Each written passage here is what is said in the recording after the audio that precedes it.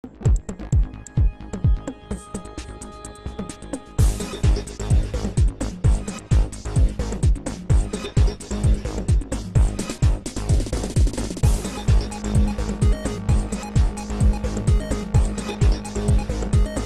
is Gary Atencio with CNTV, and today we're in Denver, Colorado. I am here at Broche Ballet. Since 2017, this independent studio has specialized in ballet coaching for adults, pre-professionals, with the belief that ballet is for everyone. I'm here with Julie Gill, who is the owner and founder.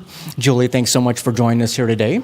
Let's start off a little bit about yourself. It's not uncommon for ballet students to start in grade school, get going in this great art. Yet for you, it wasn't that way. We're talking about age 17, you took your first ballet class.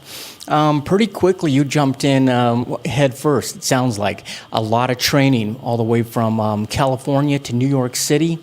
And it's been quite a ride for you, performing excerpts from the Swan as well as New York City Showcase. Tell me a little bit about this journey that got you here today. Yeah, it's been a long and winding path, starting very late. Obviously, at age 17 is quite late, as you mentioned. It began with really just a ballet class in the community, a local adult ballet class, and just fell in love in that first class and couldn't get enough of it. So I've spent the last 10 years really training and getting as much ballet as I could get, and finally kind of came here to become a teacher. My private coach fell ill and taught me how to teach and kind of passed her whole business along to me and really gave me this beautiful opportunity to share what I love with other people like myself who maybe started a little bit later or need a little leg up in what they're trying to do and really chase their dreams. That is excellent. We trace the origin of ballet all the way back to the 15th century, something in Italian Renaissance. It became formalized, became very popular. Why do you think ballet continues to be popular today? Yeah, it's a great question. With so many things dying and so many things struggling to stay relevant, with such a classical art as ballet, the lines, the beauty, the grace of it just continue to have this allure to people all over the world, really. You get YouTube videos of ballet still getting millions and millions of views. It's still incredibly relevant. Tens of millions of views on these videos of just people kind of putting up themselves doing ballet. So it's still incredibly relevant and incredibly beautiful and graceful and lets people kind of transform into this beautiful thing that they didn't think they could ever be. It really lets people become someone else who they didn't think that they could ever become. That is fantastic. Like you said, you got a late start, age 17. Do you think because of that, you're able to tap in to a lot of your challenges that you had back through training and really able to help others in that same way?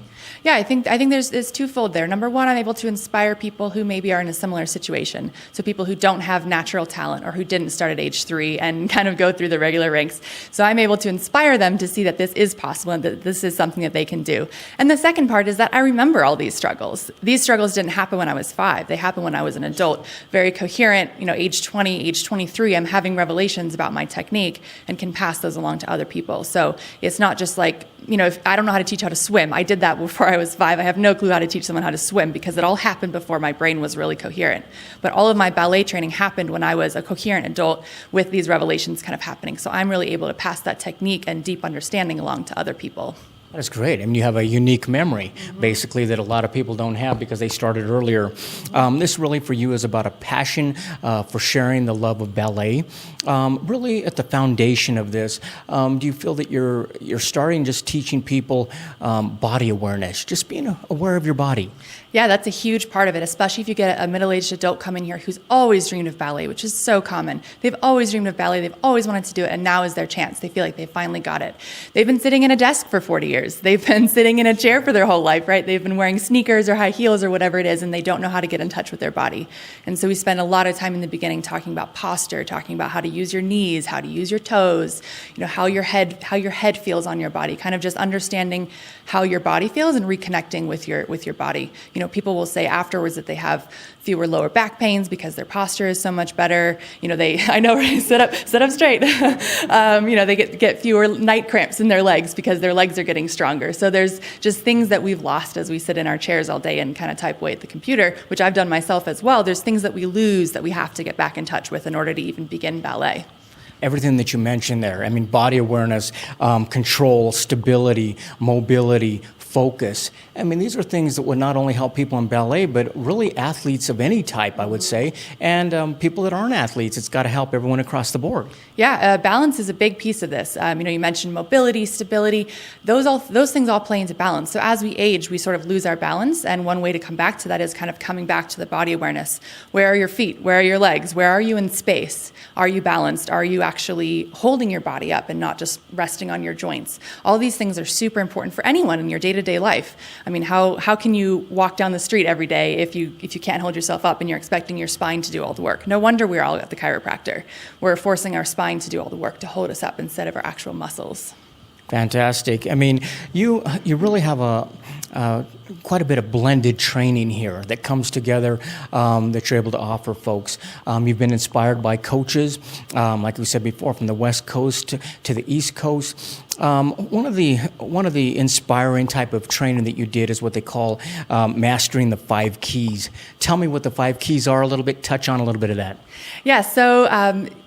For me, the 5 keys to really ballet technique, we start with really staying in center. So we talked a little bit about stability and mobility. So as you're moving your legs and moving your arms, you need to make sure that your body is really centered and not moving off your leg with it. So if you're trying to balance on something this big, which is how big your point shoes would be, you can imagine that you have to be perfectly in center of that tiny little dot, or else you're going to fall over, right? So you have to be perfectly in center. In order to make that happen, that takes us to the second one, which is having your hips really, really level. So if you let your hips tip in any direction or twist, that really knocks the whole base of your body off your center and really takes you off where you're trying to sit. So then you get, all kinds of other things, ranging all the way to musicality. So that's kind of the last key. Musicality is very important the music kind of helps you push yourself farther than you think you could. It'll force you to hold your leg up for an extra count that you didn't think you could, or jump a little bit faster than you thought you could jump, just because you're trying to keep up with the music and really feel the music. So as you dance without the music, then you find once you add the music, it adds a new quality to your dancing that you didn't have before. So that kind of ranges all the way from the physicality of it to the musicality of it and all the pieces in between. That is great. I mean, so really the 5 keys are able to help everything from all levels, from the beginner to the intermediate, all the way to the advanced dance. Absolutely. Even an advanced dancer can still work on being more in center. An advanced dancer can work on more musicality. That's how the audience will relate to you, is they hear the music and they see you dancing and they see the interplay between your movement and the music. And that can go all the way to the advanced dancer. Beginners need to start with all of this too. They need to start with the technique so that they can understand the balance and understand all these things. As they grow, they'll continue to build on those keys as they get all the way up. That's excellent. So speaking of advanced dancing here, one of your specialties is that of pre-professionals. Tell me a little bit about that. I imagine it gets pretty serious. It does get pretty serious, especially if you get a young dancer who really has the taste for ballet and really has the passion and the drive for it. A lot of times they'll come in missing a few of these little pieces, and they're being held back in their training. They can't understand why they can't get that double or triple pirouette, which is a spin around. You spin around 2 or 3 times while you stay up there without coming down. You might be stuck, not able to get these. Most likely it's because you're not in center, your hips aren't level. Any of these things, any of these core pieces can be very easily missed, and we need to go back and kind of get that fundamental base before we can go on and move on to all those advanced things. And so that can really help them just achieve their goals. I mean, it only takes a few sessions with those kinds of people to really give them the fundamentals, and then they soar off into the advanced realm. So excellent. Obviously, for people out there that want to do this professionally, it's a great place to come in and learn. But as you said, really, this is about ballet for everyone. Mm-hmm. So regardless if you're a brand new to ballet, at whatever age, you're able to work with them. Or maybe somebody who took a hiatus and they're looking at coming back. Is this something that you love to see to come through the door? Yeah, this is my absolute favorite, absolute bread and butter of the studio of Broche Ballet. It's who we are. It's what we are. It's, real ballet training for grown-ups. Why can't grown-ups have ballet training like the way kids have it? Why can't grown-ups learn the technique like kids can? They can. I mean, while the physical abilities won't necessarily be the same as we're a little bit older, we can absolutely learn the technique. We can absolutely learn how to do classical ballet correctly. And adults really are hungry for this information. They're hungry to do it right. They don't want to just do it wrong. They really want to understand it and get it and feel it and kind of become a ballerina that they've always dreamed to be. And those are really the most inspiring for me to work with and who I love to work with the most. That is excellent. I mean, this really is not it's not a cookie cutter approach. This isn't the mass classes you see in some of the ballets. Really, you specialize in intimate, private instruction. Do you think that's important, and do you see a lot of results because of that? I think it's incredibly important. I think, private is the most effective, but my small group style of 2 to 3 people in my classes has just about as good of a success rate. So we're able to really get into the details with each dancer, and each dancer can learn from how I'm helping the other one. So it's really more of a semi-private approach, and with that kind of detailed instruction of really helping them correct the very, very fine details of what's wrong, they can get that fundamental base really, really quickly and move ahead extremely fast in this kind of very small approach. It also creates a very intimate environment where everyone's very comfortable learning. I mean, you, especially as an adult, you're used to being good at things. You're used to mastering your career. You're the boss of your kids. You're good at everything in your life except for ballet. In fact, you're quite terrible at it when you start. And so you need to have an environment where you're with other people who are in that same boat as you and can really commiserate with how difficult it is and how fun it is to learn and kind of have that camaraderie in there. And that small group really gives you the comfort to take some risks that you have to take with ballet.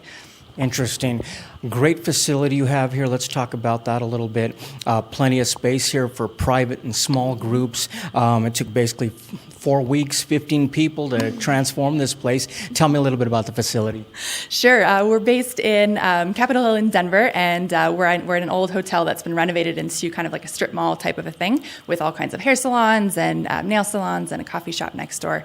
And we used to be a flower shop, and now transformed this into a ballet studio. It's the perfect size for a few people to learn some ballet technique. It was a lot of fun to build the whole studio up from scratch, kind of redo the floors, get the mirrors on the walls, kind of make it into the environment that it is today. It was a lot of fun, a great way to start a studio. I mean, I think every ballet teacher kind of dreams of having their own studio. So that's sort of like the ballet teacher achieving their dream, as opposed to the students achieving the dream of the ballet dancer. So it's a great joy to have your own studio.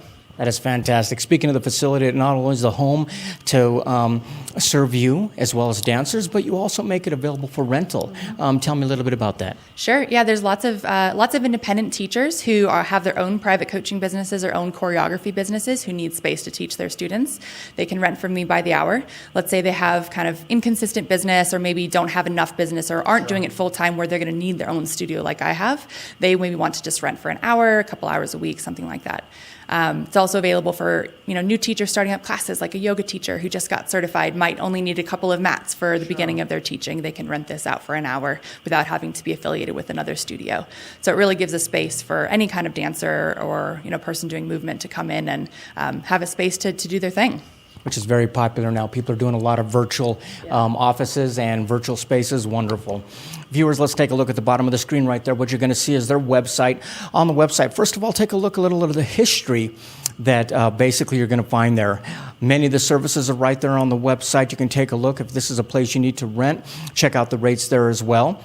But honestly, this is about ballet for everyone, not just the small kids. Why does it have to be them when we as adults, we can benefit from this. Not only teaching our bodies and awareness, that's got to be exciting for you to see some of these adults who, have a hard time getting up the stairs, and before you know it, they're kind of mastering balance, if you will. Let me ask you, before I let you go, I have to ask you where you got the name from, Broche Ballet. Why that name? Sure. Broche is the French word for the word brooch, which is a pin that you would wear on your shirt. I have a brooch collection passed down from many, many female members of my family over all the generations. So I have a very wide collection of brooches, and I think they're just so elegant and classic. I mean, they are so timeless, and they kind of non-verbally express what you're trying to say, which is very analogous to ballet, which is very timeless and elegant and unique and very classic. So definitely, women used it for years as an expression. Yeah. Dance is also an expression. It makes total sense. Let me ask you this. I mean, ballet, I think we've all seen it in our culture, yet I think there's a lot of stereotypes, too, of what people believe ballet should be or how it should be. Is this rewarding for you as you're educating people on it can be for everyone? It is absolutely very rewarding. I mean, it was difficult for me to get into the world, having those stereotypes myself and being worried that I couldn't do it. And so it's very rewarding to say, look, I did do it, and you can do it too. And that's absolutely great, because I think that so many people love ballet and can benefit from learning it and being a part of it. And so to be able to bring them into this world is incredibly rewarding and such a great joy in my life. That is excellent. Last time, viewers, take a look at the bottom of the screen right there. Their contact information is right there. You can basically set up a class. If this is something that you're intimidated by, but yet something that has kind of pulled you in that direction, come out, check it out. Julie began basically at the age of 17 walking into her first ballet class, which is really a late starter when it comes to dance. So she understands the challenges, but she also understands that an adult mind can really enjoy ballet to a level quite different than you can in your youth. That is Broche Ballet, an independent studio that has been specializing in ballet coaching right here in Denver, Colorado. This is Gary Atencio with CNTV. And if you don't know, now you know.